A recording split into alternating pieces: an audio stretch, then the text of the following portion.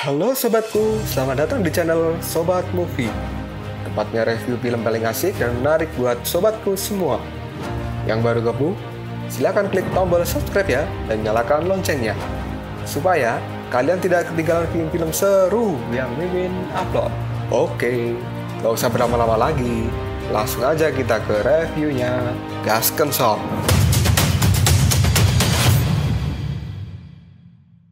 Hey, oke, sobatku terkeren, terkecil, terbaik, tersemuanya. Kita masih bersama Sobat Movie, channel alur cerita terasik sepanjang masa. Oke, kita lanjut bahas chapter 41. Nggak usah cacicot banyak bacot, kita langsung masuk aja ke pembahasan. Raja kebajikan yang memukul tubuh Dewa Sasin dengan sangat keras. Hal ini membuat Dewa Sasin memuntahkan darah. Dan saat ini Dewa Sasin pun terpental akibat pukulan dari Raja kebajikan ini. Dewa Rula yang melihat keadaan dari Dewa Sasin, dirinya pun langsung berkata, peninggalan iblis ini seperti reliks Buddha. Mereka adalah esensi dari Buddha. Dan untungnya Raja kebajikan tepat waktu. Jika tidak, ketika iblis dan jiwanya bersembunyi di dalam tubuh dari Sasin, pasti itu akan menjadi sesuatu yang buruk. Raja kebajikan kini langsung berkata, belum Rulai, ini belum berhasil. Dan tiba-tiba saja tangan dari Dewa Sasin kini telah berubah menjadi merah dan mengeluarkan darah. Tapi wajah dari Dewa Sasin masih tetap wajah yang sama. Dan kini Dewa Sasin pun berdiri di hadapan Dewa Rulai dan juga Raja kebajikan. Hal ini membuat mereka berdua menjadi terkejut karena separuh tubuh dari Dewa Sasin kini telah berubah. Dan kini terlihatlah separuh tubuh dari Dewa Sasin telah dikuasai oleh kekuatan jahat roh darah bumi. Dewa Sasin pun sekarang lebih mirip seperti Venom. Kekuatan jahat roh darah bumi yang telah menguasai separuh tubuh dari Dewa Sasin kini langsung berkata, peninggalan iblisku berupa darah dan juga tulang. Raja kebajikan, pukulan telapak tanganmu tidak dapat membantu Sasin Guanyin. Dan ternyata selama ini para iblis itu memiliki keinginan untuk menguasai tubuh dari dewa. Karena ketika mereka bisa menguasai tubuh dari salah satu dewa, maka mereka akan terlahir kembali dengan kekuatan yang lebih kuat. Dan kini Dewa Sasin yang merasa separuh dari tubuhnya telah dikuasai oleh iblis roh darah bumi, dirinya pun langsung berkata, roh darah bumi, apakah kau ingin mengambil alih tubuhku? Roh darah bumi pun kini menjawabnya, tidak Sasin Guanyin, aku hanya meminjam tubuh dewamu saja agar diriku ini bisa terlahir kembali. Kamu jangan melawan, karena dirimu dan diriku adalah kombinasi dari dewa dan iblis. Dan ini adalah kombinasi paling sempurna sepanjang masa, kata roh darah bumi pada Dewa Sasin. Dan kini Dewa Sasin pun memukul-mukul tubuhnya sendiri. Dirinya berharap agar kekuatan iblis roh darah bumi ini dapat pergi dari dirinya. Tapi hal itu tidak dapat dilakukan dengan mudah. Roh darah bumi pun kini berkata pada Dewa Sasin, hei, apa kau ingin menyingkirkanku Sasin Guanyin? Kamu jangan bermimpi. Semakin Dewa Sasin memukul-mukul tubuhnya, berharap agar roh darah bumi dapat keluar dari dalam dirinya. Tapi hal itu malah menjadi kebalikannya, karena kini roh darah bumi malah semakin masuk ke dalam tubuh dari Dewa Sasin. Dewa Sasin pun kini langsung berteriak, dewa dan iblis itu tidak cocok. Bahkan jika diriku harus mati, aku tidak ingin mati dalam keadaan berubah menjadi iblis. Kemudian Dewa Rula yang melihat Dewa Sasin masih terus memukul tubuhnya, dirinya pun kini berteriak, Sasin Guanyin, berhentilah, jangan melukai dirimu sendiri. Dan kini roh darah bumi pun mengatakan, hahaha, yang Tata Gata katakan itu adalah benar. Jika kau melakukan ini, kau hanya akan menghancurkan dirimu sendiri sebelum kau bisa membunuhku Sasin Guanyin. Lalu kini sesuatu tiba-tiba terjadi, karena dengan cepat kekuatan iblis roh darah bumi ini telah menyebar ke separuh tubuh Dewa Sasin yang lainnya. Hal ini membuat Raja kebajikan semakin kaget, karena dalam sekejap kekuatan iblis ini akan dapat menguasai seluruh tubuh dari Dewa Sasin. Dewa Sasin yang merasa tubuhnya akan dikuasai secara penuh oleh roh darah bumi, dirinya pun kini langsung berkata, elemen iblis dari peninggalan roh darah bumi ini telah berada di tulangku, dan aku tak bisa menahannya lebih lama. Rulai, Taisang Lojun, cepat bunuh saja aku. Kemudian kini roh darah bumi pun berkata, hei kalian, Apa kalian tega untuk membunuh dewa ini? Dan apakah kalian berpikir kalau Sasin Guanyin mati, maka diriku akan mati? Raja kebajikan pun kini berlari mendekati Dewa Rulai karena dirinya merasa punya satu cara untuk dapat membebaskan dan menolong Dewa Sasin. Kemudian Raja kebajikan pun kini berbisik sesuatu pada Dewa Rulai. Dan Dewa Rulai pun langsung berkata, "Apakah kau benar-benar menginginkan ini?" Raja kebajikan pun menjawabnya, "Apakah ada cara lain?" Dan kini Dewa Sasin yang sudah tidak bisa menahan dirinya, kemudian dia berteriak, "Cepatlah! Aku tidak bisa mengendalikannya lagi." Raja kebajikan dan Dewa Rulai pun kini langsung melompat untuk menyelamatkan Dewa Sasin. Dan kini terlihatlah Dewa Rulai dari belakang tubuh Dewa Sasin sudah menggunakan segel Budanya untuk menahan tubuh dari Dewa Sasin ini. Kemudian dari depan, Raja kebajikan muncul untuk menyerang separuh tubuh dari Dewa Sasin yang sudah dikuasai oleh roh darah bumi. Oke, kita berpindah dulu ke alam baka. Jiu Kuanyi yang sudah mengangkat palunya dan akan berhadapan dengan Sun Wukong. Hal ini membuat Sun Wukong bingung dan dirinya pun langsung berkata, "Jiu Kuanyi, apakah kau akan bertarung denganku?" Kemudian Jiu Kuanyi pun mengatakan, "Sun Wukong, aku tidak akan mengatakannya 2 kali padamu." Lalu Raja Reinkarnasi pun kini merubah topengnya menjadi topeng hijau ketakutan dan dirinya pun mengangkat tangannya sambil berkata, "Aku tidak ada urusan dengan mereka berdua ya." Dan tiba-tiba saja Adik New pun memukul kepala dari Raja Reinkarnasi dari belakang menggunakan tongkatnya. Sambil memukul, Adik New berkata, "Ini semua adalah karena dirimu." Pukulan dari Adik New itu membuat Raja Reinkarnasi kini menjadi pingsan. Dan Wuqing serta Xiao Tian kini akan membawa pergi Raja Reinkarnasi dari tempat itu. Wuqing pun kini berkata pada Sun Wukong, "Kakak, kau harus berhati-hati ya." Kemudian Sun Wukong berteriak, "Cepat! Bawa dia pergi dari sini." Dan kini Xiao Tian, Raja Reinkarnasi, Wuqing, dan juga Kerabatu meninggalkan tempat ini. Kemudian Adik New yang kini malah tidak pergi membuat Sun Wukong bingung. Sun Wukong pun lalu berkata, "Adik New, kenapa kau tidak pergi?" Kemudian Adik New pun kini menjawabnya, "Sun Wukong, karena aku ingin berada di sisimu." Mendengar jawaban dari Adik New, Sun Wukong kini membalasnya, Adik New, aku tidak membutuhkan bantuanmu di sini, cepatlah pergi."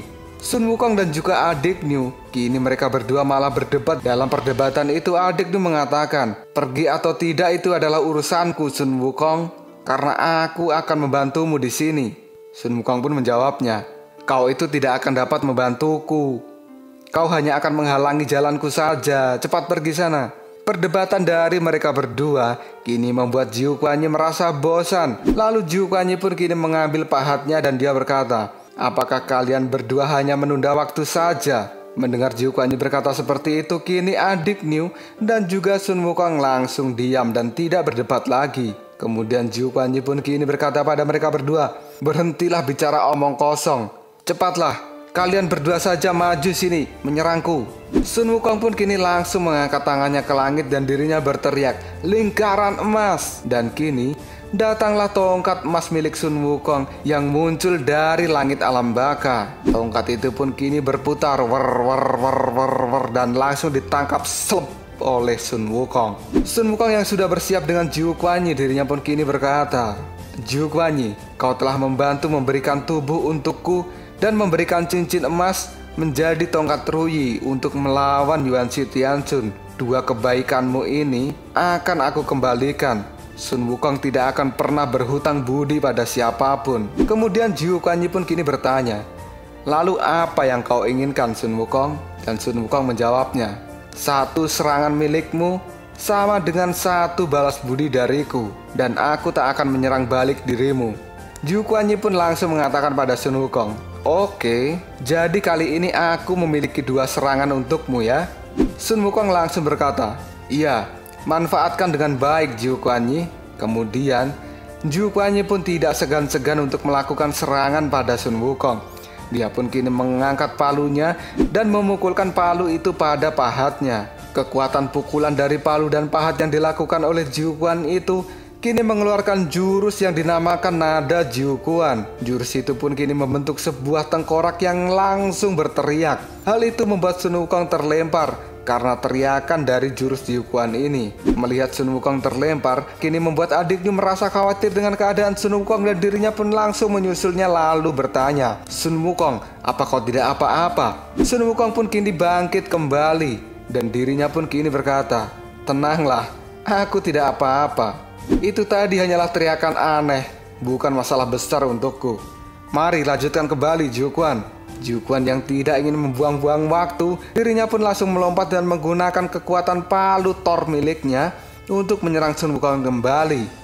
Kemudian kekuatan pukulan palu itu pun kembali dilakukan oleh Jiuquan. Dia pun memukulkan palu pada pahatnya dengan sekeras mungkin. Dan tiba-tiba saja pukulan yang dilakukan oleh Jiuquan itu kini menimbulkan banyak cahaya yang bersinar di depan Jiuquan. Dari cahaya yang berada di depan Jiuquan, cahaya itu pun kini berubah menjadi sebuah gelombang ledakan yang sangat besar. Dan gelombang itu pun kini menghancurkan seluruh tempat yang ada di kuil peti mati gantung milik Raja Ksitigarbha. Dan kini kuil peti mati gantung dari Raja Ksitigarbha sudah hancur dan porak-poranda akibat gelombang serangan yang dilakukan oleh Jiuquan Yi.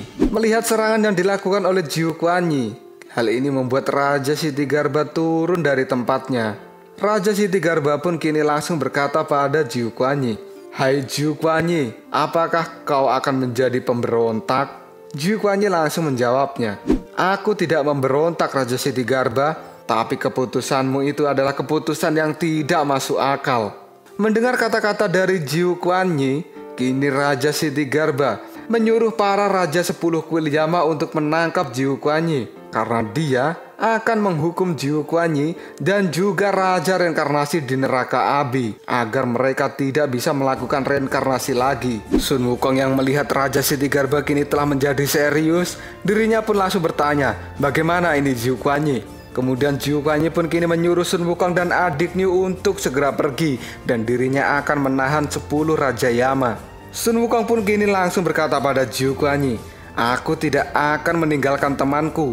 Jika kita berjuang bersama, kita harus pergi bersama juga." Mendengar jawaban yang sangat memuaskan dari Sun Wukong, Jiuquan Yi pun kini langsung mengangkat palu Thor miliknya.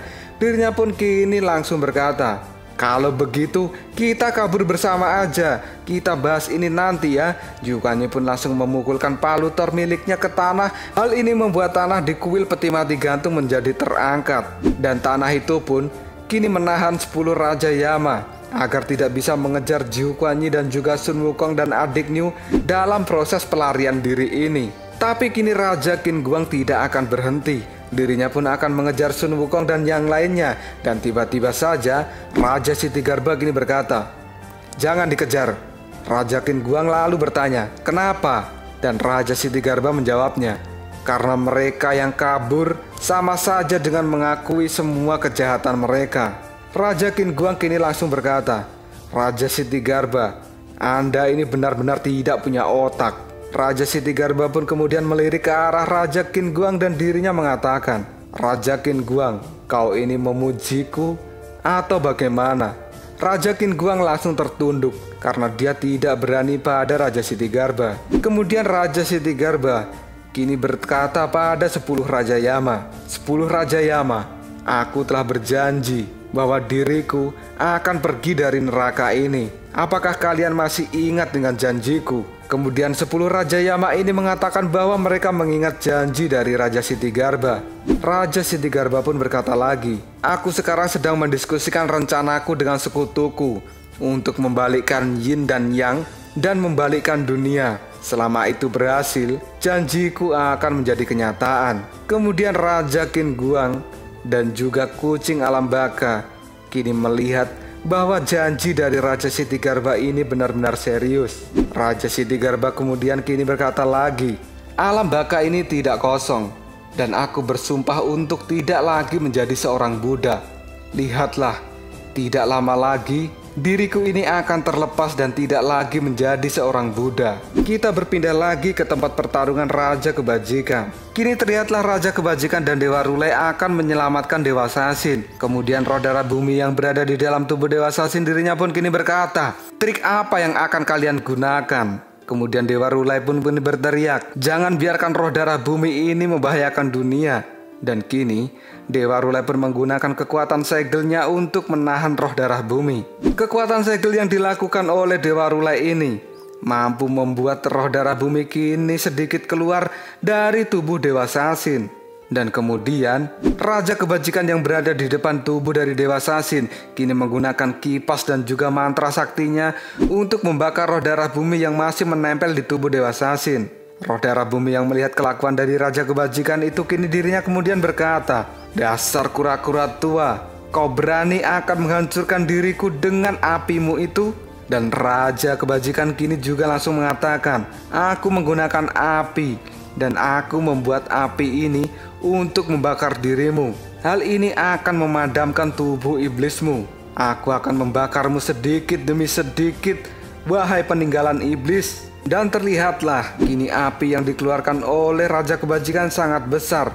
Hal itu membuat Dewa Sasin merasa kepanasan, begitu juga dengan roh darah bumi yang terbakar oleh api milik Raja Kebajikan. Raja Kebajikan pun kini berteriak memberikan komando pada Dewa Rulai bahwa ini adalah saat yang tepat untuk menyerang. Dewa Rulai pun kini mengumpulkan tenaga di telapak tangannya dan lalu menggunakan pukulan Buddha untuk memukul roh darah bumi. Dan tiba-tiba saja pukulan yang dilakukan oleh Dewa Rulai ini membuat roh darah bumi menjadi hancur lebur dan berubah menjadi darah yang muncrat kemana-mana. Darah dari roh darah bumi yang sudah hancur kini mengguyur tubuh dari Raja Kebajikan. Dan kini terlihatlah seluruh tubuh dari Raja Kebajikan telah berwarna merah akibat guyuran darah roh darah bumi yang hancur karena pukulan dari Dewa Rulai. Saking dahsyatnya pukulan yang dilakukan oleh Dewa Rulai, gelombangnya kini membuat Raja Kebajikan menjadi terlempar.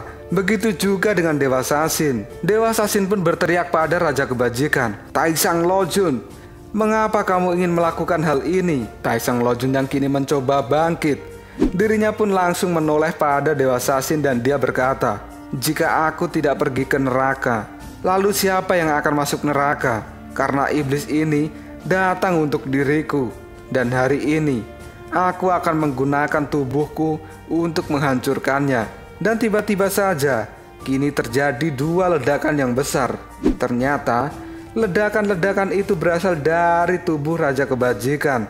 Hal ini dikarenakan darah dari roh darah bumi mencoba menguasai tubuh dari Raja Kebajikan. Dewa Rulai yang khawatir dengan keadaan Raja Kebajikan, dirinya pun kini langsung berkata, "Raja Kebajikan, apa kau tidak apa-apa?" Raja Kebajikan pun kini tertawa pada Dewa Rulai dan Dewa Sasin.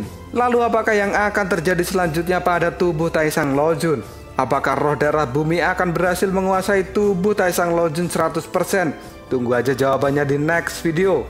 Koprol Sob.